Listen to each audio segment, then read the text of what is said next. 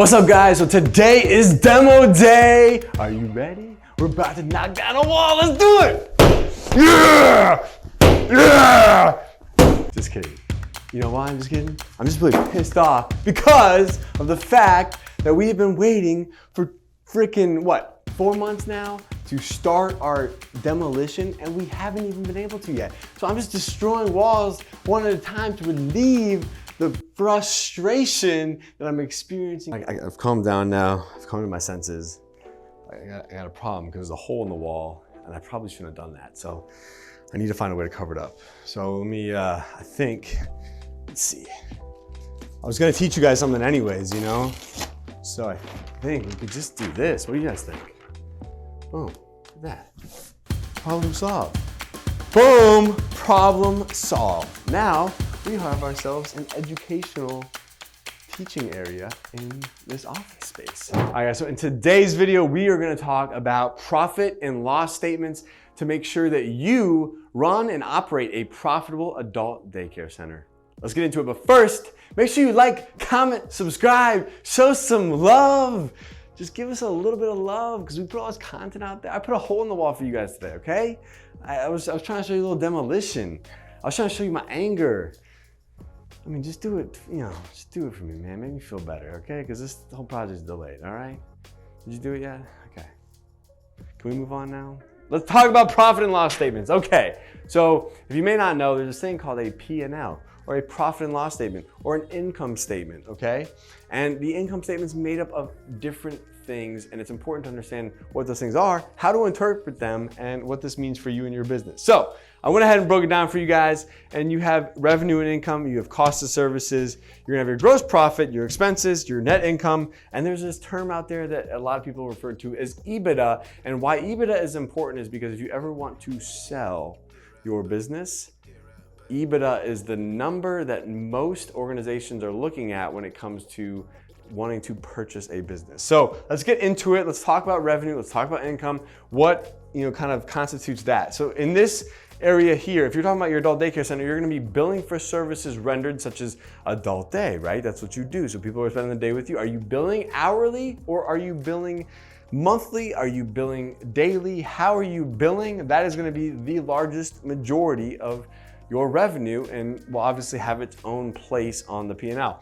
Now you're gonna talk about additional services or add-on services that you might have, such as hair and nails, showers, transportation. Do you charge extra for those things? If you do, they're gonna have to be in their own spot on your P&L. So you'll have these things broken up into kind of like your core business and those services, and what that revenue is. And you'll wanna break it down. Say you have monthly members and then you have a daily rate or you have hourly rates or different rates. You'll want to actually break the rates down, have a monthly section, a daily section, an hourly section, however you kind of differentiate your rates. Even if you maybe have some people that are reimbursed by the state and you're on Medicaid, you'll want to have an area for those folks as well. This way you'll know what percentage of your revenue is made up by each of these different categories, okay?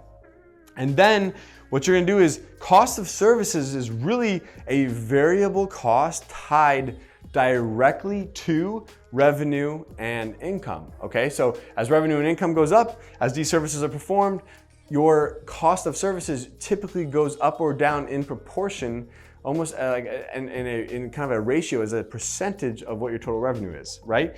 And so understanding that is gonna help you manage those, so you have an idea of like what percentage of that cost is tying into your revenue. Like labor costs should be somewhere between 25 to 40% of your top line revenue.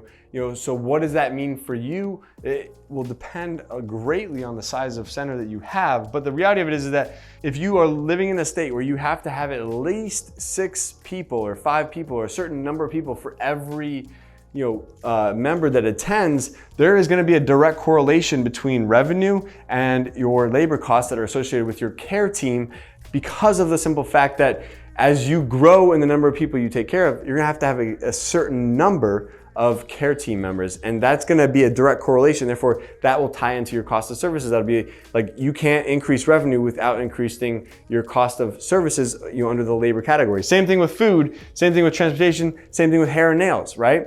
So you'll have to find out is like, do you bring someone on for hair and nails that's $10.99 and then just take a percentage of it, or do you charge them kind of a fee to just service that? Do you pay for the hair products? Do they pay for the hair products? You have to figure out these things, but either way, hair and nails, the different expenses you might have associated with that will go under this category. Same with transportation, same with labor, same with food costs. And what's nice about this is then you'll be able to see like, okay, compared to your revenue, like if you're billing X for hair and nails, are you covering your cost of services for those hair and nails? Or are you not billing enough? So it's like you might be under charging for those additional services, and having the ability to look at cost of services and revenue and kind of understand that is very important. Then this is gonna actually produce your gross profit. And out of your gross profit, you'll have the freedom to utilize the rest of that money to spend on things like advertising and rent and utilities and insurance and all that other fun stuff. Now, typically these costs, even though they're variable from year to year or maybe variable from month to month, they typically are more of a fixed cost, meaning they're not necessarily costs that are directly tied to your income. These are things that like, your insurance might go up every year. It might go up depending on the number of people that you're licensed for. However, it's typically going to be a fixed cost for the year. You might pay it up front, you might pay it over 12 months, you might finance it, things like that. This might be also include like interest expense and other expenses that are typically going to be like, fixed costs. So obviously your big ones will be rent. You're going to probably have administrative payroll under this, advertising, utilities, insurance, and all those things. Now, once you subtract all of your expenses, you're going to end up with net income, okay? And this is the number that really matters at the end of the day. Because if this is positive and that's negative, that's not a good thing.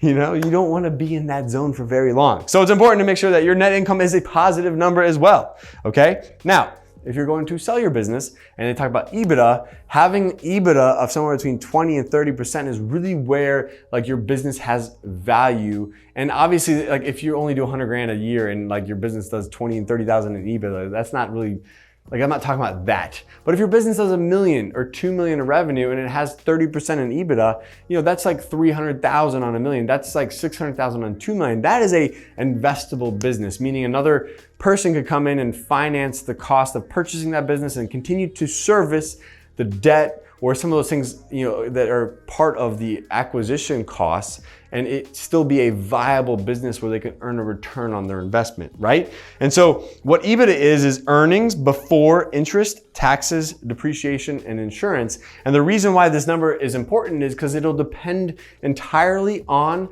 the business owner's structure. If that business owner buys the business and they have zero debt, then they're not gonna have any interest expense. They may, depending on how they structure it, there may not be any depreciation expense or amortization expense.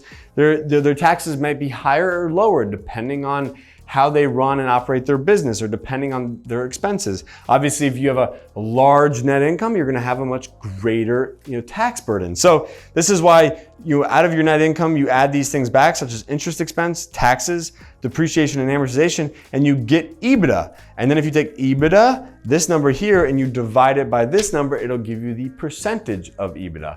And so this is really, again, a focus area that you would want to have if you go to sell your business. And if your EBITDA is somewhere between 20 and 30%, you are in a very healthy place. Again, this really depends a lot on how what stage of the business you're in. Are you in the beginning stage? Have you been established for a while? Are you in a growth stage? Sometimes it costs money to grow, and sometimes the most profitable place for a business to be is once that business is stable and it's not necessarily it's growing at a sustainable rate, but not necessarily like trying to grow faster than the business can fund the growth, which a lot of times people get themselves in trouble because they might expand faster than their own business can fund that new expansion of growth. And so it's important to know your numbers, like we've talked about before. So I hope this helps. I know we didn't put numbers on here, but it was really trying to create the framework, the guide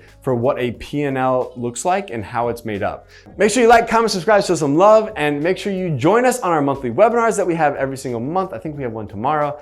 Actually, that won't be the case when this video comes out, but just go online, adcpro.com, check out when we have our next webinar, join our private Facebook group, make sure you go to our YouTube channel and like all of our videos. And if you have any questions on how to start or open your own adult daycare, go to adcpro.com. If you want to learn how to open your own franchise, go to activeagecare.com/franchise, and we will, share that information with you. And of course, stay tuned, follow the journey. We'll see you on the next one. Peace. Hey guys, thank you so much for joining me. If you'd like to learn how to open your own adult daycare center, go to adcpro.com. If you'd like the latest business tips, click here, and make sure you subscribe to our channel, click here.